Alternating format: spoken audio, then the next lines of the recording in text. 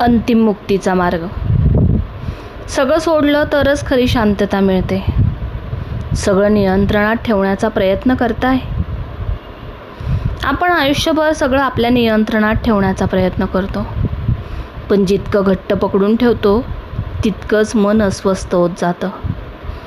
अर्जुनाला आता कर्म, भक्ती, आत्मा, श्रद्धा सगळं समजलं होतं, पण शेवटी त्याच्या मनात एक अंतिम प्रश्न होता. खरी मुक्ती कशी मिळते? तेव्हा श्रीकृष्ण त्यांना गीतेचं अंतिम आणि सर्वात मोठं सत्य सांगतात. श्रीकृष्ण सांगतात, सगळं स्वतःच नियंत्रित करण्याचा हट्ट सोडा.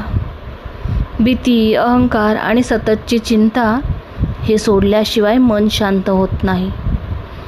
जेव्हा माणूस मनापासून परमात्म्यावर विश्वास ठेवतो तेव्हा त्याचं ओझं हलकं व्हायला लागतं, कारण त्याला समजतं की मी एकटा नाही. आज आपण प्रत्येक गोष्ट स्वतःच सांभाळण्याचा प्रयत्न करतो. सगळं आपल्या मनासारखं व्हावं अशी अपेक्षा ठेवतो, आणि जेव्हा तसं होत नाही तेव्हा दुःख, ताण आणि निराशा वाढते. मोक्ष म्हणजे सगळं सोडून जंगलात जाणं नाही, तर मनातील भीती, अहंकार आणि ओझं सोडणं आणि परमात्म्यावर पूर्ण विश्वास ठेवणं. जीवनात सगळं आपल्या हातात नसतं, पण विश्वास, श्रद्धा आणि योग्य कर्म हे नेहमी आपल्या हातात असतं.